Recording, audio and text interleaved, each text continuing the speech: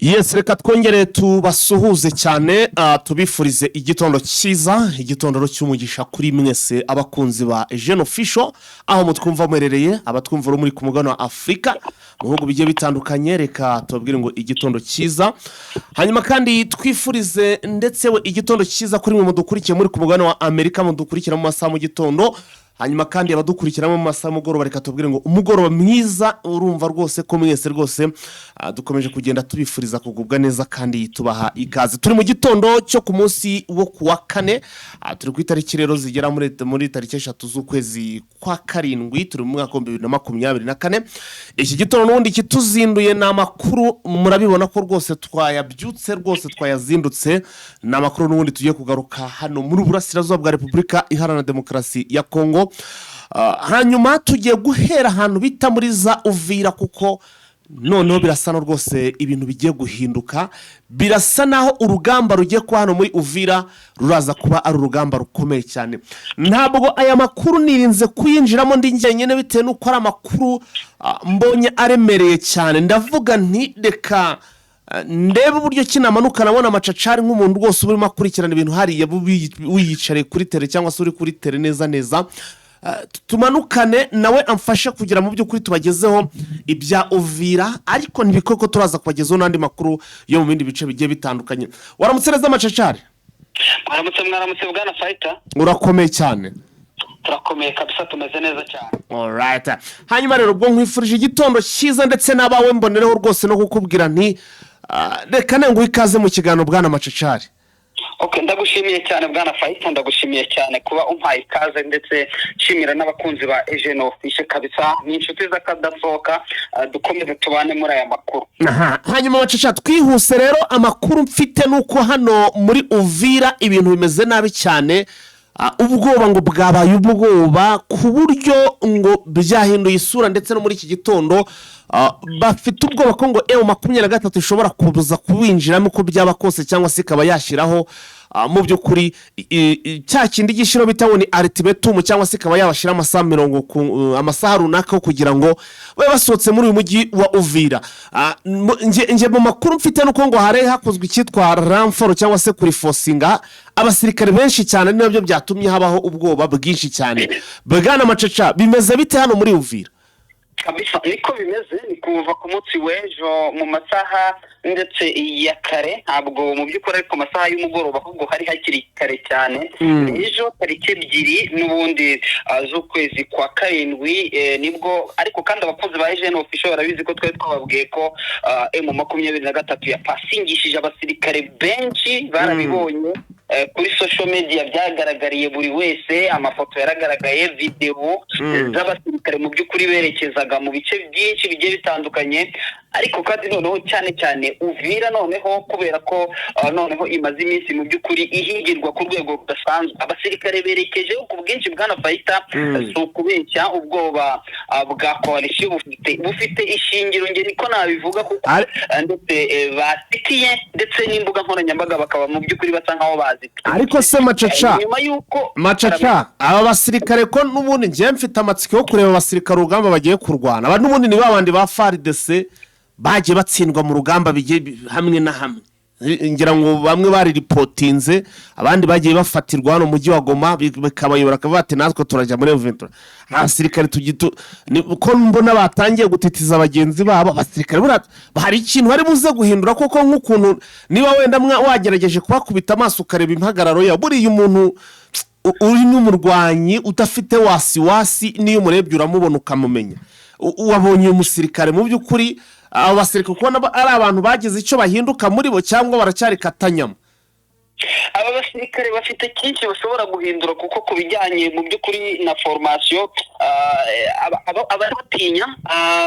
bari kubatinya impamvu mu by'ukuri zigeze muri 3 cyane, ariko kandi no ku rundi ruhande hakabaho gutekereza byinshi. Itambere baraziranye n'abasirikare baziranye na bari abagenzi babo n'ubundi bagiye kuba bahangana nabo, icyo ni kimwe. Ikindi bafitiye umujinya ubuyobozi buri en place butigeze bubitaho ndetse bakaza bakarinda ubwo bafatwa ndetse mu by'ukuri bakajyanwa. Ikindi bafite formation yisumbuyeho noneho bavanye mu by'ukuri kuri mu 23 ndetse imaze igihe, navuga ko ari formation bakunze kuvuga ko iri prolonge, imaze igihe. Harabagiye binjira mu gisirikare mbere yabo bagapasinga bo bakiri hariya, ni ukuvuga ko mu by'ukuri mu buryo budasubirwaho batereninzwe ndetse mu by'ukuri bamaze kuba bakorerwa recyclage nk'uko byavuzwe yuko ariyo bagiye gukorerwa. Bamanutse ku bwinshi bwana Fighter ndetse bafite na morale idasanzwe, aho benshi barimo baravuga bati uri kubabona ugasanga atari babandi busanzwe uzi bo wabonaga. Urabona ari abasirikare bahindutse ku rwego rukomeye, urabona ari abasirikare bafite morale n'ubundi nta tandukaniro na ritoya ushobora mu by'ukuri gushyiramo hagati y'abari abasirikare. Kandi wibuke ko bwana Fighter sibo gusa, sibo babakatanyama bonyine bafatiwe ahangaha, ahubwo bavanze n'abandi basore bari bamaze iminsi barimo bahawe ikosi rya special rya opera bamenyereye ibijyanye na special operation force cyangwa se force speciale, akaba aribo nabo bagiye kuba bari hamwe, bamaze iminsi bari ku ikosi bagiye kuba bafatanya hariya muri rwa rugamba. Ibi rero ahangaha muri Uvira bwana Fighter byakomeje gutera ubwoba ku rwego rudasanzwe, ngo kubera ko bakimara kuza bahise mu by'ukuri kitwa Wazalendo, kitwa FARDC, kitwa ingabo z'u Burundi,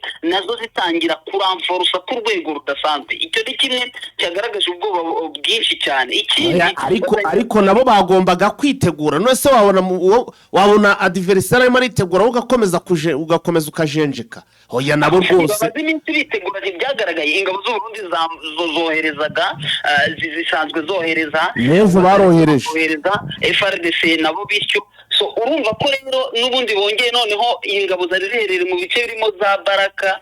Urareba ahangaha ni Baraka, ubwo ni ku cyicaro gikuru cya territoire ya Fizi. Zazamutse ingabo zari ziri hariya mu gihugu cy'u Burundi, naho ngo hambutse izitari nkeya nk'uko biri kugenda bivugwa. Mayimayi yari iherereye mu gace mu ntara ya Kalemi, hariya muri Kalemi, nayo yazamutse inyuze Fizi kugira ngo babashe ngo guhagarika ngo buno muvuduko wa M23, ndetse bakavuga ko ngo uko byagenda ariko kose uretse Imana n'abasengesho ngo nta cyizere bafite na gitoya cyo kuba kirahagarika M23 bitewe n'uburyo ngo yamanutsemo. Kandi ibyo ngibyo biri kubaho ngaho mu gihe cyo M23 ntacyo yigeze itangaza, gusa banyura ku ruhande ukumva ko nyuma y'uko barashe iriya ndege yahariye muri iriya misozi ya za Minembwe, uko abaturage bakomeje kurenganira muri biriya bice by'Imurenge ndetse n'ahandi hagabwa ibitero, ngo bose bagahuriza hamwe bavuga ko bazariyere ituma ibitero bigabwa hirya no hino, habaho kwikarakasa kwa Wazalendo, kwikarakasa kw'ingabo z'u Burundi, kwikarakasa kwa FARDC, ngo biterwa n'umujyi wa Uvira. Mu gihe cyari cyo cyose umujyi waba uvuyemo, ngo wenda abantu ngo bakwicara bagatuza n'ubundi ibintu bigasubira ku murongo. Akaba ariho babonera rero bwana Fighter bavugira ko ngo Uvira isaha iyo ari yose ishobora kwigarurirwa. Hanyuma macica reka wenda ibingibi uburanizera ko rwose turaza kuba tubimenya amasaha ari imbere, kuko ndabizi hano hantu bisa no bigiye gukomera bigiye gukomera. Reka ubwo dusimukire no mu mujyi wa Goma, kuko ndashaka kugira ngo dukubite tubangura. Vincent nawe ararekereje aho ngaho rwose, ategereje ko tumuha umwanya nawe akadondosha abantu rwose amakuru aremereye cyane yateguye. Reka ubwo duhite twinjira mu mujyi wa Goma. Bimeze bite bwana Macacari? ngo mu mujyi wa Goma no mu nkengero ubwicanyi bukomeje kuba ubwicanyi. Niki wavuga kuri ubwicanyi buri kubera mu mujyi wa Goma? Ese muri iki gitondo Goma iramutse ite?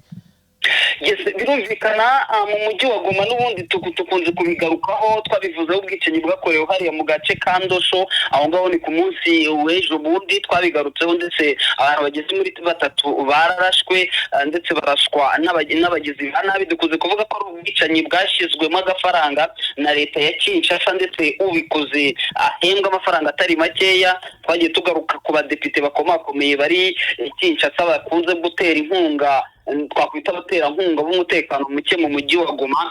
Birakomeje rero icyitwa Wazalendo nazo zagabye igitero mu gace ka Kanzana, ubwo ni mu nkengero z'umujyi wa Goma. Benshi ntabwo bajya bamenya ko, benshi bazi ko ari umujyi wa Goma, ariko kandi ni muri teritware ya Nyiragongo. Ahangaha ni mu gace ni Kanzana ni lokalite iherereye muri groupe ya Muja, akaba ari muri sheferi ya Bukumu muri teritware ya Nyiragongo nk'uko twari tubivuze. Iyi Kanzana ikaba iherereye hafi ya Parike Nationale ya Virunga. Benshi bavuga ko Wazalendo zikiri muri biriya bice ariko zigiye zirishahisha. Amakuru hari bikaba bivugwa ko ahangaha hagabwe igitero kikaba cyahitanye abantu babiri. Yego, abantu babiri. Iki gitero kikaba cyagabwe mu masaha y'ijoro, ni iri joro mu by'ukuri rikeye. Benshi mu by'ukuri bakomeje kuvuga ko mu by'ukuri M23 yahashyize, sinzi niba twabivuga ko hari uburyo bahapangiye. Tubigarutseho benshi bakunze kuvuga ko wenda tuba tumenye n'ibijyanye n'amabanga, gusa inzu y'uwitwa Manu yahatwikiwe, aho mu by'ukuri byavugwaga ko ari umwe mu by'ukuri mu bashobora ngo kuba ngo bayobora buri kimwe cyose ngo ku bijyanye no gucunga ngo amarondo ngo ndetse bagatangira amakuru ku gihe. Rero hari gahunda yashyizweho mu gace ka Kanzana ngo iyo guta muri yombi aba bagizi ba nabi byaba ngombwa ndetse bakanaraswa Bwana Fighter. Uburyo bwashyizweho ndetse bwateganyijwe, wenda turirinda kubuvuga kubera ko tuba dutanze, wenda kubera ko turabizeye Jeune Official ikurikiranwa na benshi, baba nabo ba Wazalendo ndetse nabo bagizi ba nabi. Gusa abari gukorera ibikorwa mu by'ukuri ngewe ntacyo mbijeje, kuko isaha iyo ari yo yose benshi nk'uko byatangajwe, benshi baraza kwibona mu kamashu batawe muri yombi. Wabituritsa washyira hanze rwose uburyo gahunda ziteyemo, wazituritsa ubundi ko n'ubundi ngo ko n'umunyarwanda waciye umugani ngo atari ayawe nta kurara mu mubiri, n'ubundi nyine ubwo uzareba nawe uzanagwamo, ahubwo woshwanyaguza kabisa. ni ukuvuga ko ahangaha muri Kanzana noneho hashyizweho mu by'ukuri sisiteme y'abanyerondo. Abo banyerondo rero ni abanyerondo, amakuru mfite ngo abenshi mu by'ukuri murabizi muramuzi abasore b'abasekirite bo muri n'ubundi bariya batojwe bagatozwa ndetse n'ingabo za M23, ndetse bamwe muri bo bahawe misiyo ndetse bakaba bashobora kuza kurinda aka gace Kanzana, ndetse bafite n'ibikoresho birimo nk'imbunda. Ntabwo ari ya marondo dusanzwe tuzi barindisha bakoresha inkoni. Abangaba bakaba bashyizwe muri axe zimwe ziri precise cyangwa se ziri très bien precise zabashijwe mu by'ukuri gutangwa. Ahangaha mu by'ukuri ni ibikorwa mu by'ukuri bikomeje kugenda bibabaza ubuyobozi bwa M23 aho bakora buri kimwe cyose kugira, kuko muri ka gace ka Kanzana Bwana Fighter abantu bari bamaze gushiramo, ndetse no muri axe ya hariya Mugunga usa n'uzamuka werekera hariya aho bita ku Majagi. Abaturage bari bamaze kuva muri benshi. Urumva ko rero ntabwo abaturage bahunga umujyi M23 ngo ibyemere, kandi icyayizanye ari ugucunga umutekano. Bafashe systeme rero zo kurinda ku rwego rudasanzwe, aho ngo batazajya bitabaza n'ubundi inzego z'umutekano za AFC, bo ubwabo bakikorera imirimo nk'uko babitojwe hariya imubambiro Bwana Fighter. Hanyuma reka tuve i Goma duhite twerekeza n'ubundi muri teritwari navango ni ya Ituri. Ingabo za Toma Rubanga ngo zabyutse zigaba ibitero mu by'ukuri kuri FARDC. Iyi mirwano abasirikare batekereje bate kugaba ibitero kuri FARDC? FARDC ari yonyine ntabwo ari kumwe na UPDF, byagenze bite? Duha makuru. Yes, birumvikana nk'uko wari wabigarutse ku munsi w'ejo uvuga inyeshyamba za Zaire. Twavuze ko n'ubundi ari bamwe mu by'ukuri bo mu bwoko bw'abahema bakomeje kugirirwa nabi, ariko kandi bakaba bavugwaho gufatanya n'umutwe wa CRP wa Toma Rubanga. Ni muri iki gitondo cy'uyu wa kane, aho muri iki gitondo position za FARDC ziherereye mu gace ko bita Nyamamba. Ahangaha ni mu nkengero za Lac Edouard z'ikiyaga cya Albert. Ntabwo ari Edouard iri ahangaha muri Grand Nord, ariko noneho ni Albert iherereye ahangaha muri teritwari ya Jugu. Ni mu mirwano mu by'ukuri bivugwa ko ikomeje itangiye muri iki gitondo kugeza amagingo ikaba imaze iminota hafi 30 itangiye. Izi nyeshyamba za CRP mu by'ukuri zatangiye mu by'ukuri kugaba igitero, zagabye igitero muri bivugwa ko ari muri zagabye igitero kuri rejima y'ibihumbi 3202. Iyi rejima yo hafi ya yose ikaba yasenywe, nuvuga ngo bakoze operation za zindi zo ku rwego rwo hejuru, aho binjira bakinjira mu birindiro bikuru ahantu nka rejima haba ari hakuru cyane, baza kuhasenya. Kuri hari nuko muri iki gitondo bira imaze kuba igaragara rero ko hakiri kare, ariko bira yamaze kuba ijya hanze. Abageze muri 3 biravuga ko bamaze kuraswa. Urumva ko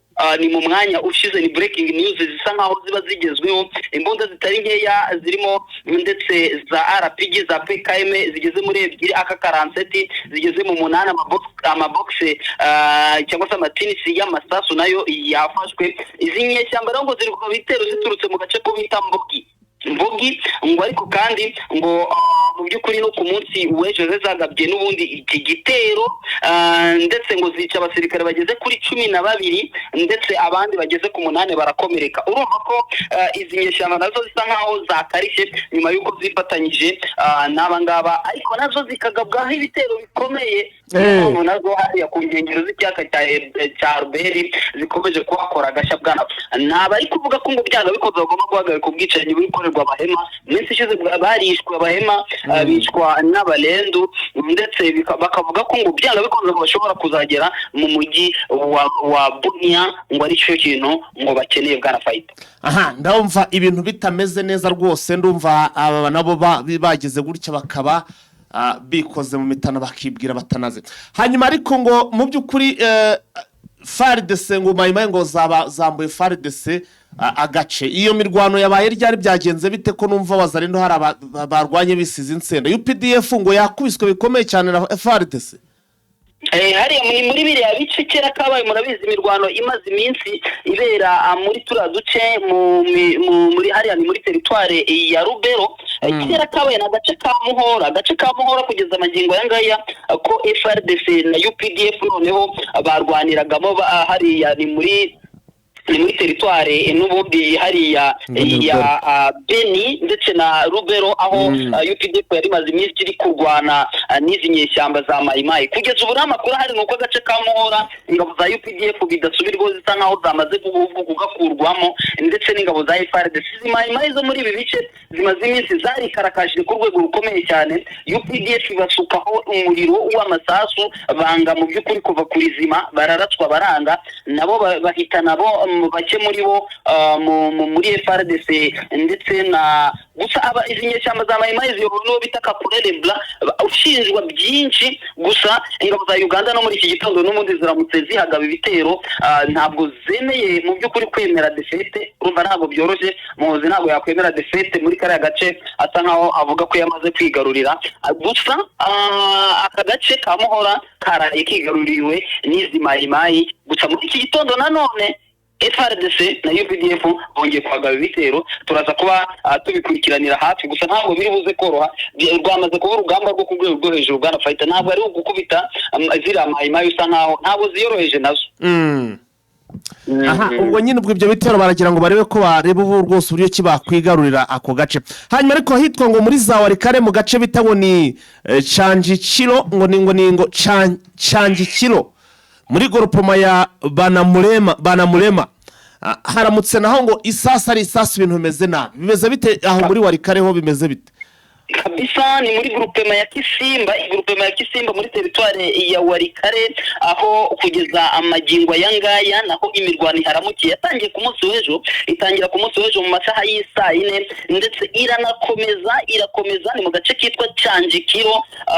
Itangira mu masaha y'isa 4, imirwano irakomeza igeza saa 12 hafi n'iminota hafi 40 ibona guhagarara. Aho hari ku munsi w'ejo kuwa gatatu, irongeye rero irahazindukiye mu gace ka Banamurema. Iyi ni groupement ndetse muri sheferi ni groupement na gace ka Canjikiro ndetse na lokalite ya Banamurema na groupement ya Kisimba ikaba iherereye muri teritware ya Warikare. Amakuru dufite ngo nuko abaturage basa nkaho aribo babaye cible y'ibisasu byarashwe n'ingabo za coalition baza kurasa muri aka gace ka Canjikiro n'ubundi kamaze iminsi karigaruriwe nayo mu 23 M23 igira icyo muri aka gace ikakavamo ikurira mu dusozi twaho muri groupe ya Kisimba ikongera wazalendo bakongera bakaza bakakinjira ni nyuma y'uko bihurujwe cyangwa se bivuzweho cyane mu yuko M23 ishobora kwigarurira Pinga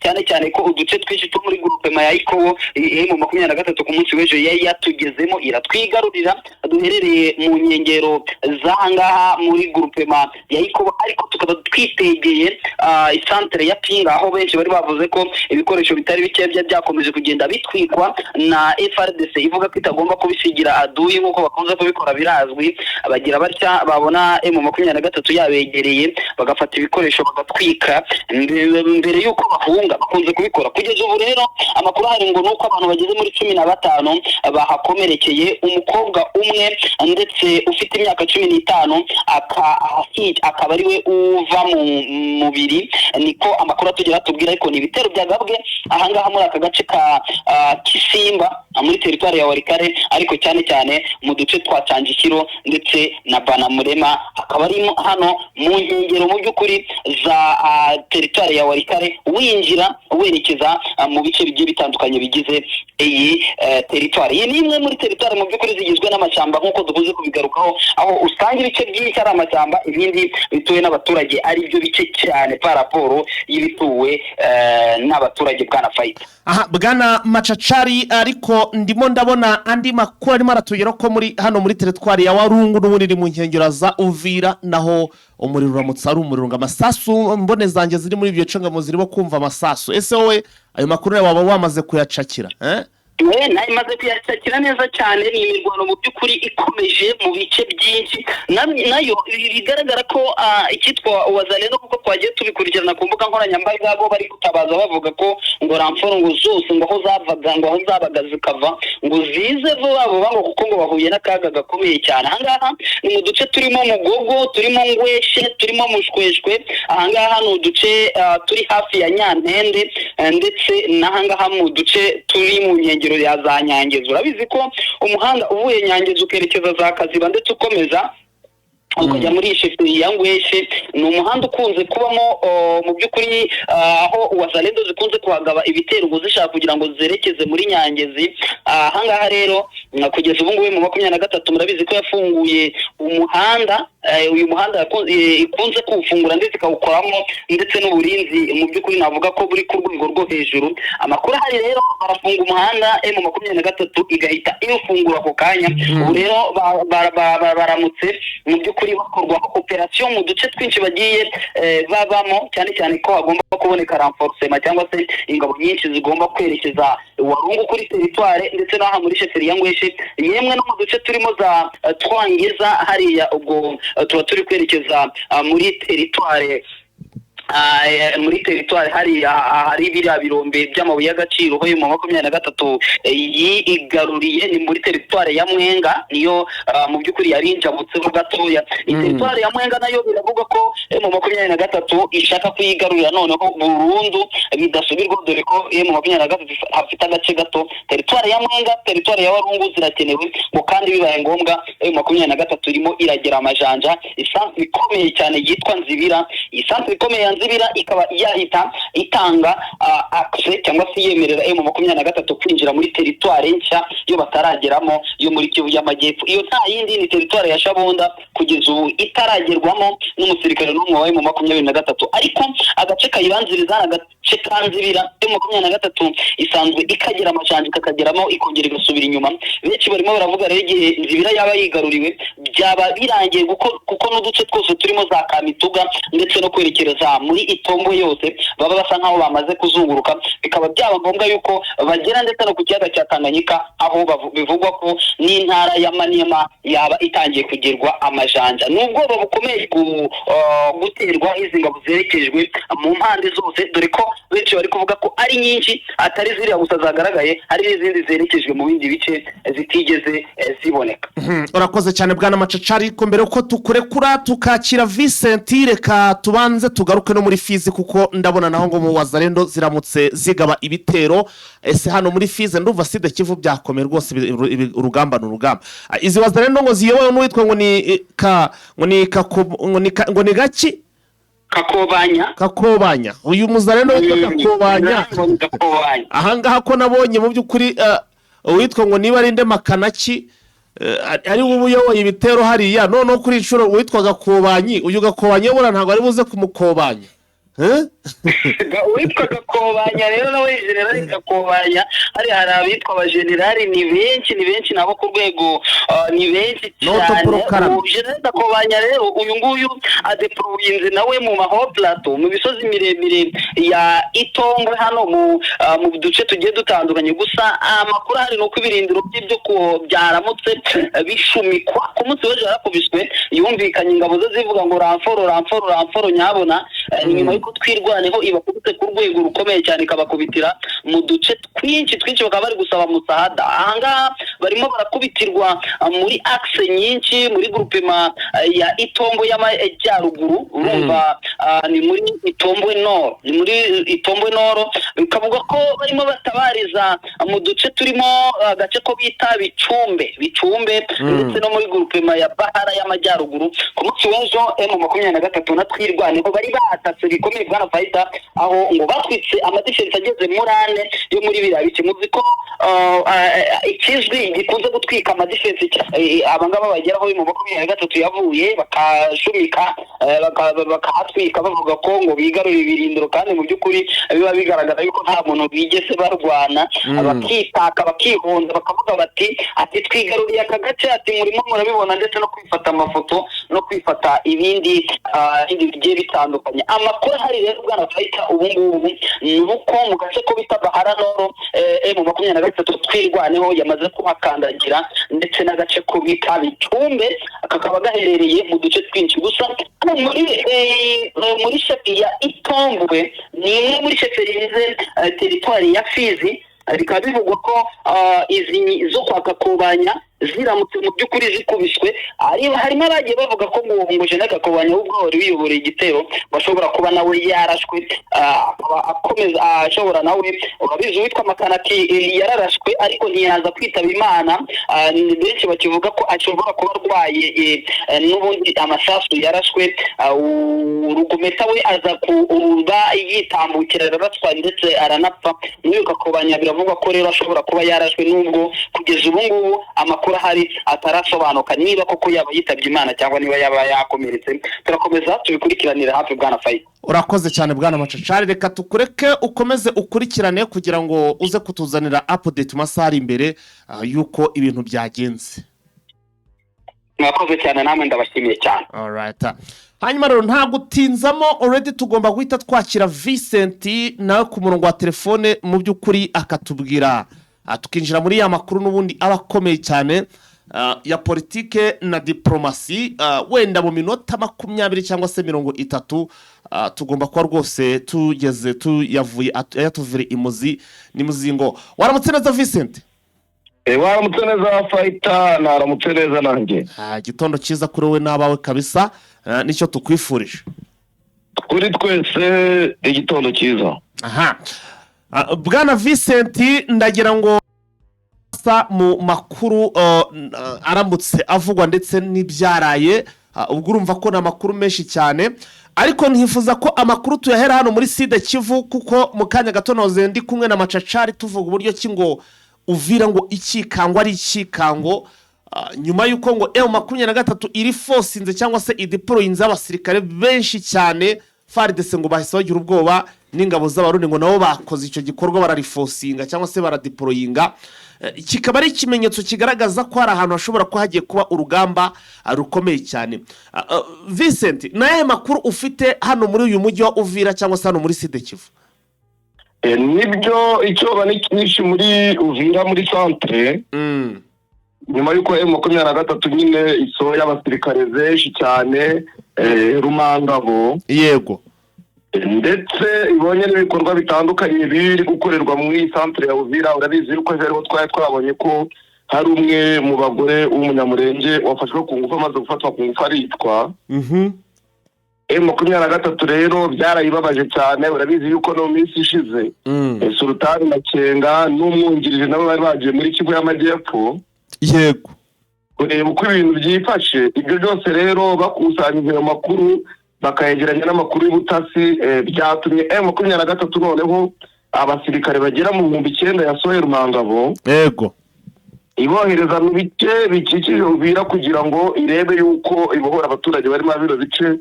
Ifata icyemezo baramanuka bagera Igoma bafata ubwato baragenda bajya Bukavu. Bakimara kugera Bukavu bahise berekeza Kamanyura. Bakomeje rero gahunda ari uko baranyura Sange Kiriba yego bakomeza mu mujyi wa Uvira. Rero biravugwa yuko isaha ku isaha twakumva umujyi wa Uvira umaze kugera mu maboko ya AFM 23 mu buryo nyabwo, kuko n'ubundi nubwo tubivuga inzego zabo ziperereza special force yabo irimo.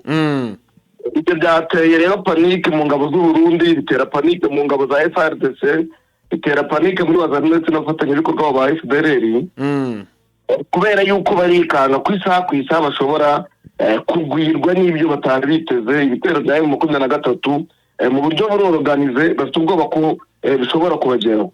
Bwana Vincent, ndabona rwose hari ahantu bishobora kuba bigiye kuba hagiye kubera urugamba rukomeye cyane, kuko numva ngo n'abarundi biteguye ko nabo ngo bari kuzana abasirikare cyangwa se kwifostinga buri munsi ari kugenda badeployinga ahantu M23 iraza kuvara.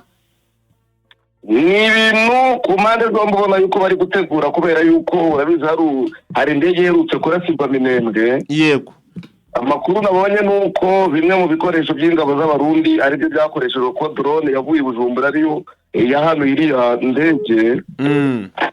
Bimwe rero muri drone n'ubundi bafite bari bavuga yuko bazakoresha mu rugamba mu gihe M23 yabibatatse mu mujyi wa Uvira. Barimo bararifosinga imbere muri Uvira mu bice bya Fizi ndetse no mu bice bya Tanganyika, ariko bakanarifosinga bakoresheje ikibuga cya Bujumbura cya Metro Bay.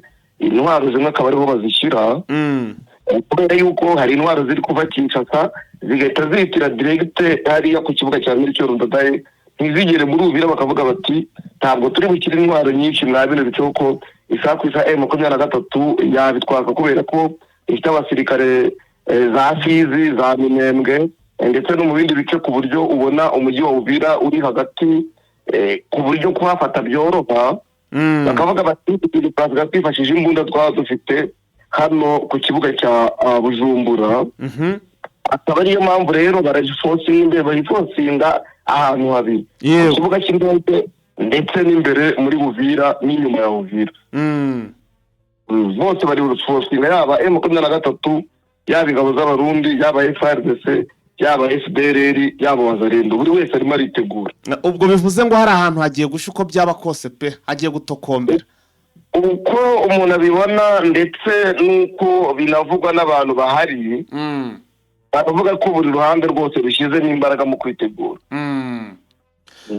Hanyuma Vincent, tugarutse muri Nord Kivu rero hari agace kitwa ngo ni Muhora, bivuga ko kafashwe ku munsi w'ejo kagafatwa ndabona Macacaro zavuga ko ngo kafashwe igarurwe na wazarendo ngo ndetse ngo bakuyemo FARDC ndetse na UPDF mu ntambara yabaye ku munsi w'ejo, ndetse ngo ubu tuvana muri iki gitondo ngo hakaba haramutse imirwano ikomeye cyane FARDC na UPDF ari kugira ngo bare ko bakwigarurira ako gace.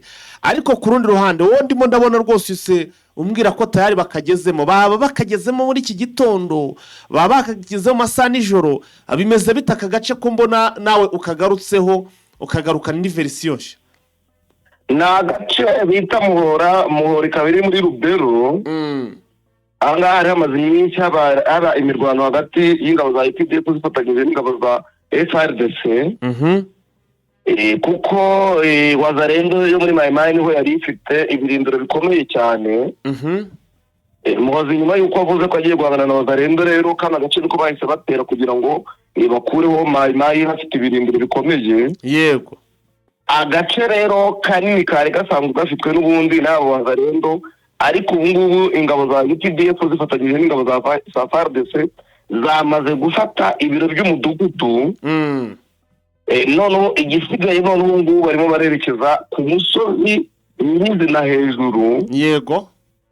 Ariko igice cy'ibirindiro bya Mayi bamaze nacyo kubyigarurira, kubera yuko ni umudugudu ufite muri kilometero kare hafi 50. Ahangaha rero baravuga bati twebwe turaza kubakuraho Wazalendo yose no tuyigarurire. Igice bamaze kwigarurira rero ni icyerekeye mu majyaruguru y'Edikota ya Mayi byabaye hagati ya saa 1 na saa 2 z'ijoro. Mu magambo yaje gutangazwa na Colonel Kiweba Bitera uyobora FARDC mwa bino bice, yavuze yuko icyo bagiye guhita bakora bagiye guhita bashyira ubuyobozi, kuko ubuyobozi bari barashyizweho bushyizweho n'ubutegetsi bwa Kinshasa, izi nyeshyamba zari zabukuyeho. Baravuga bati turashima UPDF yadufashije kugira ngo tubashe kongera kugera muri uyu mudugudu tugire n'agace twigarurira. Ahasigaye ni hato cyane kuko mu masaha azatwaza kumva inkuru ivuga yuko umudugudu wose bamaze kuwigarurira. Reka twikomereze M23 mu kanya ngo muri uyu munsi rwose mu gicamunsi ngo bafite inama na press conference, ni icyitwa press conference n'abanyamakuru, natwe turaza kuba duhari. Vincent, ni itangazo bari bashyize hanze risohowe na Lawrence Kanyuka nabangu ni nawe nahagarariye ibigendanye n'itangazamakuru hano muri AFCM 23. Bimeze bite nk'ibiki buri ubona bari buze kugenda batuganiriza? Nibyo ni itangazo twabonye ku mugoroba rivuga yuko bafite ikiganiro n'itangazamakuru. Yego. Nk'uko bivuze nyine ryasohowe na Lawrence Kanyuka, Police Car de Communication AFM 23. By'umwihariko nyine turabizi yuko ari nawe muvugizi mu bya politike w'ihuriro rirwanya ubutegetsi bwa Kinshasa. Yavuze ko rero bari buze kuganira n'abanyamakuru cyane cyane ku byerekeranye n'intambwe ibiganiro bya Doha bigezeho. Ariko aravuga ati mbere y'uko tubuganira ibyo byose turabanza tugeze kuri rubanda uko Kinshasa ikomeze gutangaza ibihuha kuri ibi biganiro. Kubera ko hari ibintu igenda ivuga bitari byo, hari ibyo igenda ivuga bidakwiye. Yego. Rero turaza gutangaza uko bimeze, cyane cyane ko tugiye kwitabira guhura n'aba serukira Kinshasa ku nshuro ya 5. Turahera ku nshuro ya mbere dusobanura uko byagenze, inshuro ya kabiri uko byagenze, ya 3 ya 4, ndetse n'icyo tugiye gukora ku nshuro ya 5. Ibiganiro bikaba biza kuba biyobowe rero n'umuhuzabikorwa wa AFCM 23 wungirije ushinzwe ibibazo bya politiki na diplomasi, Bertrand Bisimwa, ndetse akaza kuba ari kumwe n'umunyamabanga mukuru uhoraho AFCM 23 Benjamin Mbonimpa. Abaribo baza kuganira n'itangazamakuru, ariko burya nituhagera ntabwo twabura no kuza kugira ibindi tubabaza byerekeranye n'ubuzima bw'abaturage bw'aho AFCM 23 igenzura, Purukopa ndetse no mu bindi bice batari bafata icyo bateganya kuba bakora kugira ngo abo baturage nabo bahumeke umwuka wo kubohorwa na AFCM 23. Ubwo rero turaza kureba uko bimeze gusa, ariko ndabona ngo witwa ngo ni uyu ngo ni Jules Paluku ngo yigeze umuvugizi wa FARDC kandi asanzwe ari minisitiri. Bimeze biti by'umugabo? Yigeze umuvugizi wa FARDC ndetse na FDLR. Ni amakuru amaze iminsi avugwa kandi nibwo twabigarutseho, twayerekanaga uburyo yatangiye kuvugira FDLR yuko nta igihaye, avuga yuko FDLR u Rwanda runyitwaza, ariko Minisitiri Vincent Nduhungirehe ndetse na Ambasaderi Vincent Karega uhagarariye inyungu z'u Rwanda mu karere k'ibiyaga bigari, bakaba bamugarutse bakavuga bati ibyo uvuga urabeshya, FDLR irahari. Wagaragaje inyandiko zigaragaza yuko FDLR ari ikibazo ku banyekongo, none utangiye kuyivugira. Ati ibi bintu bigaragara yuko virusi yo kuvugira FDLR n'inyungu muyikuramo byabokamye. Haje kugaragara rero izindi nyandiko nshyashya z'uko uyu Jules Paluku nyine asanzwe akorana na FDLR kandi no mu bihe yari guverineri wa Nord Kivu yari asanzwe akorana nayo. Hagaragaye inyandiko yashimangizaga kandi itangira ubuhamya abayobozi bo muri FDLR bari mu uyu mujyi wa Goma aho yayoboraga nyine, abasabira yuko indege ya MONUSCO yabatwari bajyana muri Walikare ikabajyana ndetse ikabagarura. Icyo gihe yabisabaga rero bita yuko ari abafasha b'Ababiligi ngo bagiye mu butumwa Walikare bwo kugira ngo bakora ubukangurambaga mu guhuza aba FDLR bakiri hirya no hino. Yego. Ariko akavuga ngo bari bagamije kugira ngo batahe. Ariko amakuru yaje kugaragara yuko ari urutonde rw'abantu benshi yasabiraga, abwira abo muri MONUSCO bati bagiye muri projet y'amahoro n'ubwiyunge. Yateguye n'itorero rya Kristo muri Kongo ACC, ati mu bufatanye na Norvège. Abangaba twaje kubona urwo rutonde rw'abantu bagera muri 7, harimo uwitwaga Lode Kare yari yamwise ngo ni umukonsultant wa Norvège. Haza kuba mu bita Pasteur Kibundura Morito, bakaba yuko ari itorero ACC. Bakavuga ko harimo Musenyeri Burambo Lambert Josue, ko nawe yari itorero ACC. Hakazamo bita Nzabonima Joseph, bavuga ko ari umufasha w'Ababiligi, umwe mu bagize FDLR. Yego. Hakaza bita Murego Faustin, nawe bamwitaga umufasha w'Ababiligi, nawe n'umwe mu bayobozi bakuru ba FDLR. Hakaza undi witwa Tresien Miganda, bavugaga yuko ari userukira guverinoma Nord Kivu. Yego. Abo bantu rero nibo guverineri Paruku Kayonga yasabiraga yuko bajyanwe Walikare n'indege ya MONUSCO kandi bagarurwa. Ariko amakuru yimbitse nuko hariho icyo gihe umugambi wo guhuza abarwanyi ba FDLR bari za Walikare, urabizi yuko bari bafiteyo ibirindiro bikomeye ndetse no mu bindi bice ku busabe bwa Perezida Joseph Kabila, kuko niwe wayoboraga iki gihugu cya Repubulika ya Demokarasi ya Kongo muri 2012. Ariko agakoresha guverineri cyane wa Nord Kivu wari uri mwa bino bice ariwe Julien Paruku, ubu ngubu ni minisitiri w'ubucuruzi wa Kongo. Ni nacyo gikomeza gutuma rero inyungu yo koraga muri FDLR akomeza kuyibera umuvugizi amanywa n'ijoro. Hanyuma vise hari amakuru avuga ko ngo umukinnyi wa filime muri za Masisi ngo ni Isimbi Alliance ngo yasuye abaturage batuye ku nturo nyine ubwo ahantu murahazi muri za Masisi, twarahatembere cyane ku nturo ahigeze gutwikwa ari amazu, hari ahantu higeze gutwikwa na FDL ndetse na Wazalendo. Uyu mukinnyi byari bimeze bite muri uku gusura aba baturage bahari ahantu? Isimbi Alliance ubundi abantu batamuzi n'uwo twita mu Rwanda Aliyakuru. Yego.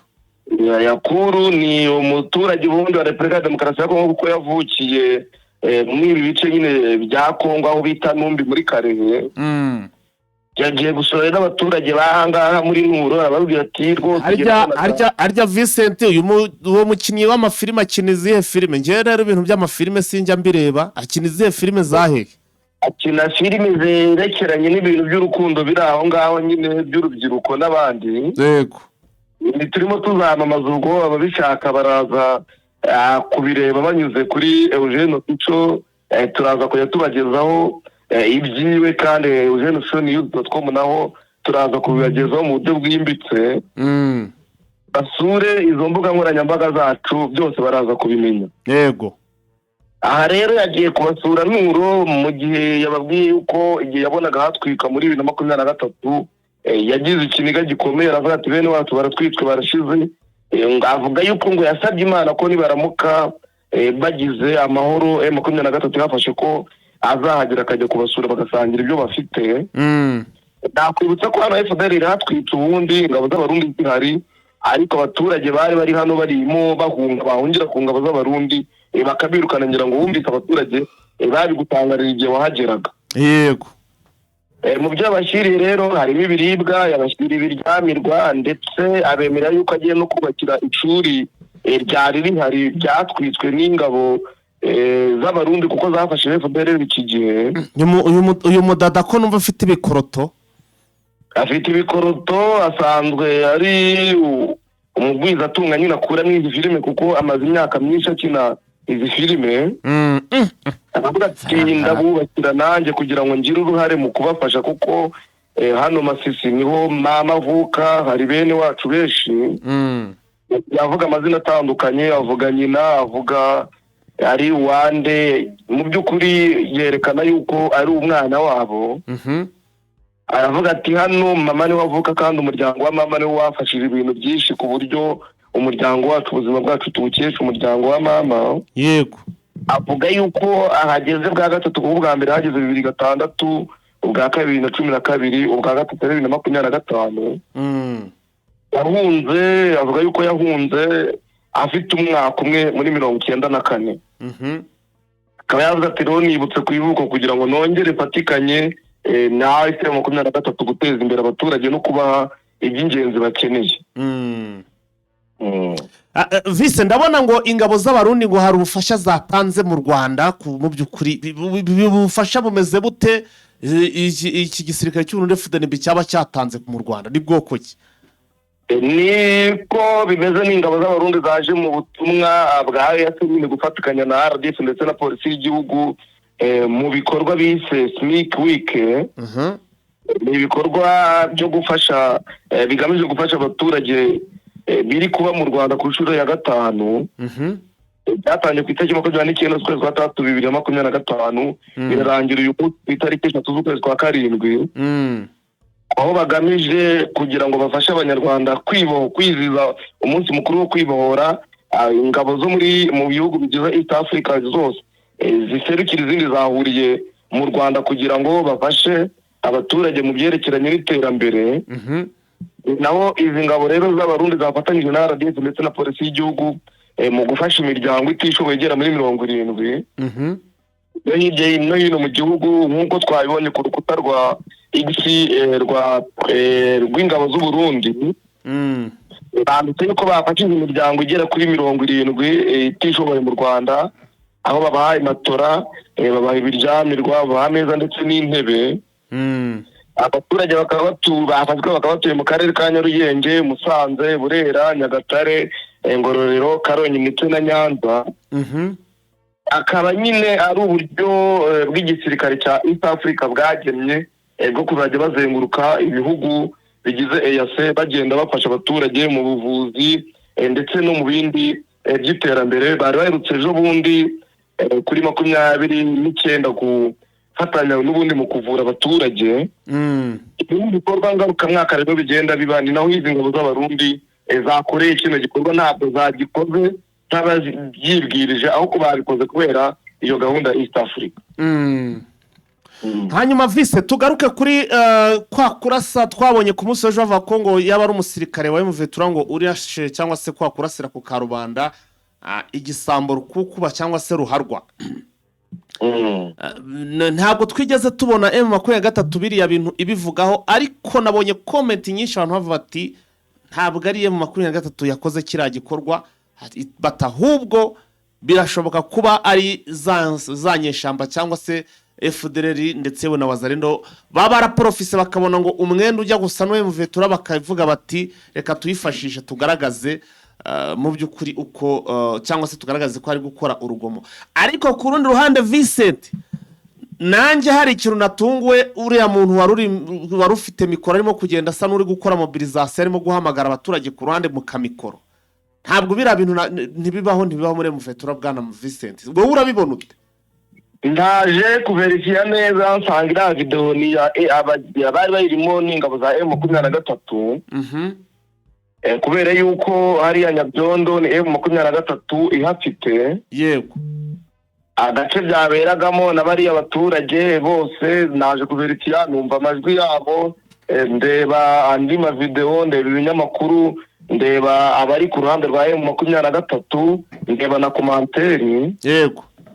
Nkuko bivuga komanteri wagiye ureba, bamwe bavugaga bati M23 ni ibikore kuko hambere bikoze.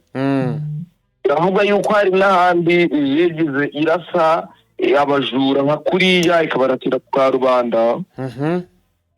Ariko bikavuga yuko uriya murwanyi wa M23 wabikoze ashobora kuba yabikoze ku giti cye atahawe ubutumwa bwo kumurasira ku karubanda na General Sultan Makenga ikavuga yuko chef d'état major akitekereza izindi ngamba zo gufata bakaza kugira n'icyo babivugaho nyuma yuko nabo bamaze kubisesengura neza ariko bariya nabo muri M23 ntabwo ari abo muri FDLR. Reka turaza kureba turaza kubibaza muri iyi press conference nibidushobokera turaza kugenda tubivuga. Vincent ubwo ndumva rwose two nakurekura tugatanga amakuru ku gihe kugira ngo tubashe kwitegura tuze kureba ko turi buze kuboneka aho hantu muri iyo press conference. Nibyo rwose urakoze kandi shimira abadukurikiye. Alright. Yes, wakunze Jeune Official rero nta kindi twarenzaho ahubwo mukomeze munogerwe n'ibiganiro byacu turabakunda cyane. Roho nzima itura mu mubiri muzima kwivuza abagushishoza tukirinda imiti ikoze mu binyabutabire tukagana imiti ikomoka ku bimera ikoranye ubuhanga n'ikoranabuhanga. Prime Health Infinity yabazaniye ubuvuzi mpuzamahanga Chinese medicine bukoresha imiti ikoze mu bimera 100%. Fasha by'umwihariko abafite indwara za diabete, umuvuduko w'amaraso, impyiko, hepatite B n'izindi ndwara z'umwijima, amara, amibe, hemorrhoide, asima, sinezite n'izindi bya prostate, kubura ubushake cyangwa gucika intege mu byo gutera kababyeyi bazahajwe n'ibibyimba byo mu nda, infection, ibibazo by'imihango, kubura ubushake no kutabyara tubakoraho Prime Health Infinity ikorera i Kigali ku Kimironko inyuma y'isoko ku muhanda ujya Kigali Parent School. Dukorera kandi mu mujyi wa Gisenyi kunsi yahoze gare umanukiye kuri Avenue kwa Clave. Prime Health Infinity ubu yamaze kugeza stock y'imiti muri Leta Zunze Ubumwe za Amerika kugira ngo abari muri Canada, Australia na Leta Zunze Ubumwe za Amerika mwese bariho mwishyurira imiti kandi bagera hari hiturutse kitarenze iminsi 2. Nta mpamvu yo kongera gutumiza imiti mari igihe kirekire bikaba byakuviramo no kubura amafaranga yawe. Ibihugu by'Iburayi nka Finland, Ubwongereza, Ububiligi, Ubufaransa na Brazil ndetse n'ibindi bihugu bya Afrika dukoresha posta na DHL namwe imiti kabageraho mu gihe kitarenze iminsi 5. Duhamagare cyangwa twandikire kuri WhatsApp 788 99 99 05 76.